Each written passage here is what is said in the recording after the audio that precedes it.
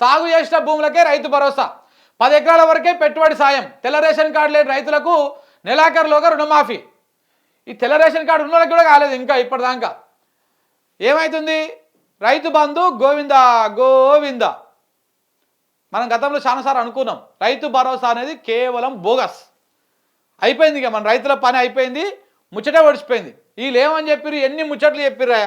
మేము అధికారంలోకి వస్తే కేసీఆర్ రైతు బంధు కింద 10,000 ఇస్తుండే ఎకరానికి. మేము అధికారంలోకి వస్తే రైతు భరోసా కింద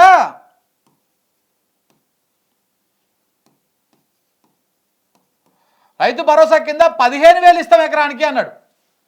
అన్కండిషనల్గా చెప్పిండి ముచ్చట. సాగు చేసుకున్న భూమికే ఇస్తాం, సాగు చేసుకున్న భూమికి ఇట్లాంటివి ఏం చెప్పలే ఆ రోజు ప్రచారంలో. అన్కండిషనల్గా మేము అధికారంలోకి వస్తే 15,000 రూపాయలు ఎకరానికి ఇస్తాము, ఒక టర్మ్కి 7,500 రూపాయలు ఇస్తాము అని చెప్పిండు అన్కండిషనల్గా. ఇప్పుడేం చెప్తా ఉన్నాడు, సాగు చేసేటువంటి భూమికే ఇస్తా అంటున్నాడు. మరి అందులో కూడా 10 ఎకరాలకే లిమిట్ పెడతా అంటున్నాడు. పోనీ అదన్నీ ఇస్తారా అంటే అది ఇప్పటిదాకా గతి లేదు. ఇంకొక 15 రోజులు అయితే ఈ వానాకాలం సీజన్ కూడా అయిపోతుంది. ఇప్పుడు ఇది సెప్టెంబరు, వచ్చేది అక్టోబరు. ఇవాళ సెప్టెంబర్ 14 తారీఖు, అక్టోబర్లో కోతలు స్టార్ట్ అవుతాయి వానాకాలంవి. అక్టోబర్ కోతలు స్టార్ట్ అవుతాయి. కల్లాలు చేసుకోవడానికి ఈ మొత్తం ధాన్యాన్ని తీసుకోవడానికి అక్టోబర్ నెల మొత్తం అయిపోతుంది. నవంబర్లో ఈ అమ్ముకునేటువంటి కార్యక్రమాలు ఉంటాయి. నవంబర్ డిసెంబర్లో తూకాలు పోసేస్తారు మళ్ళీ యాసంగికి సంబంధించి. మళ్ళీ జనవరి ఫిబ్రవరిలో నాట్లు పడతాయి. ఇప్పటిదాకా ఈ సీజన్ అయిపోతూ ఉంది, పెట్టుబడి సాయం ఇప్పటిదాకా దిక్కుదివాన్ లేదు. రైతు భరోసా ఇక అయిపోయింది.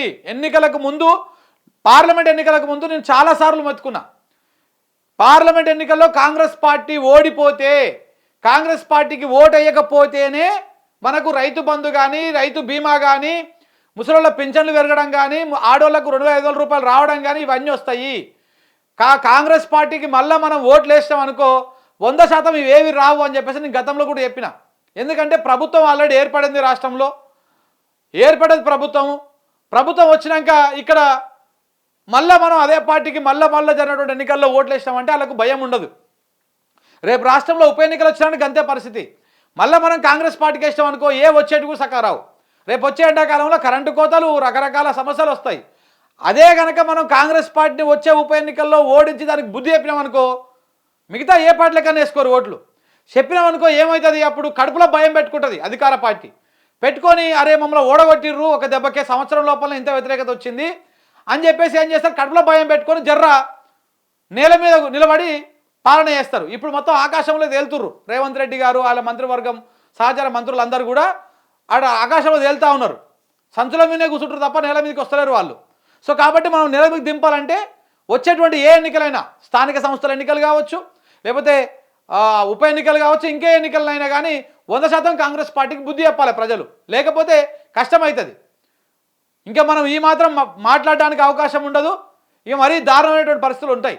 సో కాబట్టి కాంగ్రెస్ పార్టీకి బుద్ధి చెప్తేనే అది అవుతుంది. అదే మన పార్లమెంట్ ఎన్నికల బుద్ధి చెప్పుంటే 100% ఇప్పుడు 15,000 వచ్చేటివి మనకు. ఇప్పుడు ఏమంటా ఉన్నాడు, సాగు చేసిన భూమికే ఇస్తా అంటున్నాడు. అది ఎప్పుడు ఇస్తాడు, ఎంతమందికి ఇస్తాడు? సేమ్ రైతు రుణమాఫీ చేసిన అంటే ఎంతమందికి చేసి రుణమాఫీ? ఒక్క ఊరిలో కూడా తెలంగాణలో మొత్తము 12,000కు పైగా గ్రామ పంచాయతీలు ఉంటాయి. ఈ 12,000కు పైగా ఉన్నటువంటి గ్రామ పంచాయతీలో ఒక్క గ్రామ పంచాయతీలో కూడా పూర్తి స్థాయి రుణమాఫీ కాలే. ఇది ఓపెన్ ఛాలెంజ్. ఇది ప్రభుత్వం నుంచి ఎవరు వచ్చినా సరే ఓపెన్ ఛాలెంజ్. ఇది 12,000 గ్రామ పంచాయతీలు ఉంటే, పైచిలకు గ్రామ పంచాయతీలు ఉంటే ఒక్క గ్రామ పంచాయతీలో కూడా పూర్తి స్థాయిలో రుణమాఫీ కాలే. సొంత ఊరు తీసుకోండి కొండారెడ్డిపల్లి, ఆడ కూడా రుణమాఫీ కాలే. కొడంగల్లో తీసుకోండి, కొడంగల్లో ఊర్లో రుణమాఫీలు కాలే. మన గదే నాగర్ కర్నూల్లో అది ఊరు ఉంటుంది. ఆ ఊర్లో కూడా మొత్తం 499 మంది రైతులుంటే ఒక్కరికి కూడా రుణమాఫీ కాలేదంట. అందరు కలిసిపోయి ఆ బ్యాంకు ముంగల ఆందోళన చేశారు. సో కాబట్టి ఇట్లా ఎక్కడ కూడా తెలంగాణలో ఉన్నటువంటి ఏ పల్లెటూరులో కానీ ఏ ఊర్లో కానీ పూర్తి స్థాయిలో రుణమాఫీ కాలేదు. ఇది వాస్తవం. సో కాబట్టి రైతు భరోసాకి ఇక రామే. ఇప్పటికే దళిత బంధు గోవింద కొట్టింది, దళిత బంధు లేదుగా.